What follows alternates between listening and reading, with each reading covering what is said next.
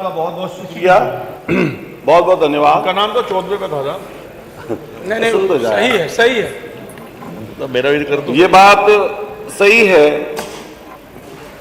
कि जब देशभक्ति की बात आती है, राष्ट्र की बात आती है, मातृभूमि की बात आती है, और जब वंदे मातरम हमारे लफ्जों से स्वर के रूप में निकलता है तो अंदर देशभक्ति की भावना से ओतप्रोत हम लोग होते हैं। 150 साल पूरे होने के अवसर पर ये जो हम लोग वंदे मातरम पर चर्चा कर रहे हैं, मैं अपने आप को सौभाग्यशाली समझता हूं कि इस चर्चा का हिस्सा बनने का मुझे भी सौभाग्य मिला है।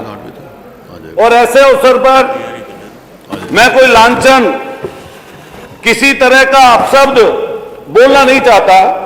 मान्यवर, एक और सुखद संयोग है कि जहां से 1857 की क्रांति का उद्गम हुआ, उसी मेरठ की धरती से हम लोगों को भी आवाज बनने का मौका मिला।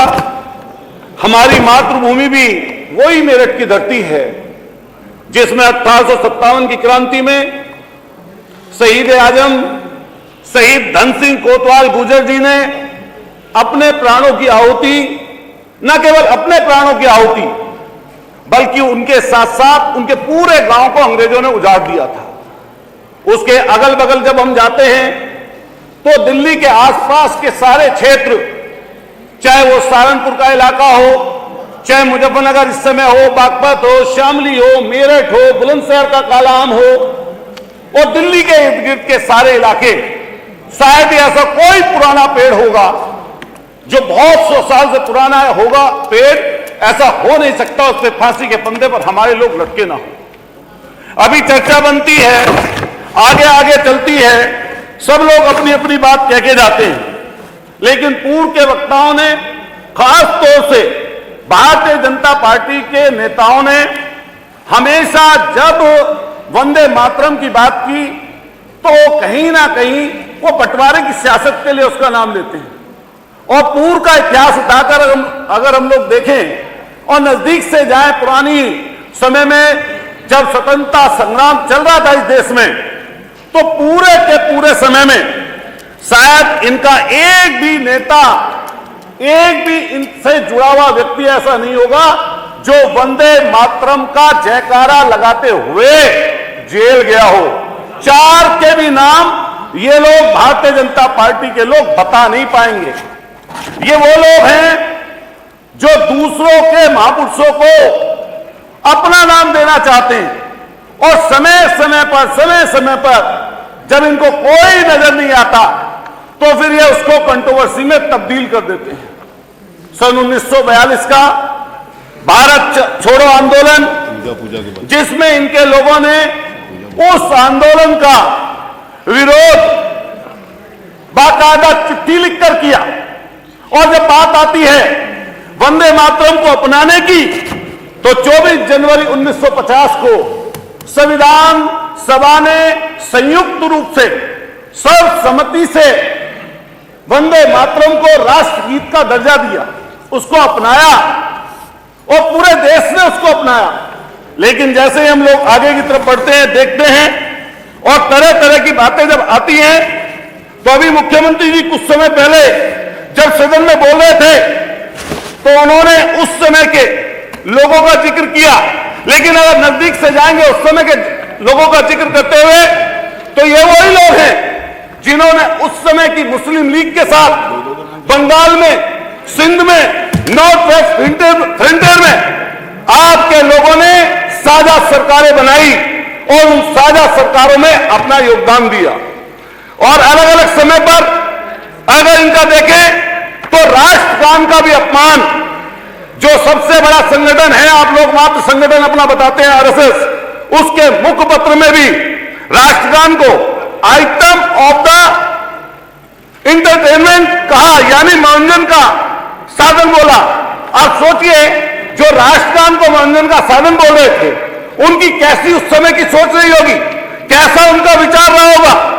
और मजेदार बात यह है कि अभी चर्चा कई लोगों ने कर दी, 52 साल तक नागपुर में तिरंगा झंडा नहीं फहराया गया। जब 3 नौजवानों ने हिम्मत करके आरएसएस के मुख्यालय पर तिरंगा झंडा फहरा दिया तो उनके ऊपर एफआईआर दर्ज आरएसएस के लोगों ने कराई।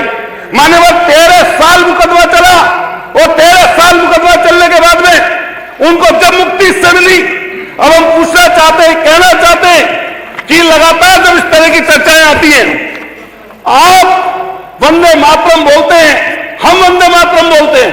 हम जिस धरती से आते हैं, कोई किसी चीज की शुरुआत करता है वंदे मातरम बोलकर शुरुआत करता है, जब किसी का आखिर करता है तो वंदे मातरम और भारत माता की जयकारे लगाकर हम लोग उस चीज को उद्घोष करते हैं। और वंदे मातरम भारत माता की जय ये जोड़ने की चीज है, ये तोड़ने की चीज नहीं है। लेकिन भारतीय जनता पार्टी इसको तोड़ने का साधन बना रही है, जिसकी हम लोग लगातार मुखालफत करते हैं और आने वाले समय पर भी इसकी लगातार हमारी तरफ से मुखालफत होती रहेगी। मैं अपनी तरफ से ये बात कहना चाहता हूं, बात समाप्ति करने के साथ साथ, कि हम लगातार समाजवादी लोग समाजवादी सोच के साथ, समाजवादी विचार के साथ, संपूर्ण क्रांति के नायक आदरणीय जयप्रकाश जी से लेकर आदरणीय लोहिया जी से लेकर आदरणीय हमारे नेता स्वर्गीय माननीय मुलायम सिंह जी से लेकर और आज तक समाज को जोड़ने की सियासत चल रही है। वंदे मातरम भी यही कहता है, वंदे मातरम जो हमारा राष्ट्रगीत है उसकी सोच, उसका विचार यही कहता है कि लोगों को जोड़ा जाए। और हम लोगों ने हर समय हर कदम पर लोगों को जोड़ने की सियासत की। लेकिन भारतीय जनता पार्टी इसके माध्यम से सोच ऐसी बनाकर कि अलग अलग चीजें बखेर कर ऐसी चीज करना चाहती है जिससे देश को कहीं ना कहीं पार्टी की सियासत की तरफ ले जाए। आपकी सोच और आपका विचार इस तरह का है कि अरावली की पहाड़ियां दे दीजिए एक उद्योगपति को। अभी इतनी बड़ी विपत्ति आई, अभी इतनी बड़ी विपत्ति विमानन के क्षेत्र में लाखों लोग सड़कों पर खड़े थे, आपने सौंप दिया किसी एक व्यक्ति को। मानने 10 सेकंड और बोलूंगा, 30 सेकंड सौंप दिया आपने। एयरपोर्ट आप वंदे मातरम का नाम लगाकर बेचना चाहते हैं, आपके बंदरगाह बेचना चाहते हैं, कोयले काने किसी और को देना चाहते हैं, सारे लोगों पर, सारी चीजों पर किसी एक का कब्जा करना चाहते हैं, करवाना चाहते हैं। हम सब लोग थैंक यू यही बात कहेंगे अपनी लास्ट में कि सब लोगों ने बात चर्चा कर ली, लेकिन हमारी रगों में, हमारी सोच में अपनी मातृभूमि के प्रति जन्म से लेकर मरने तक अपनी मातृभूमि के प्रति जितना आपकी सोच होगी उससे कहीं हमारी सोच नहीं है।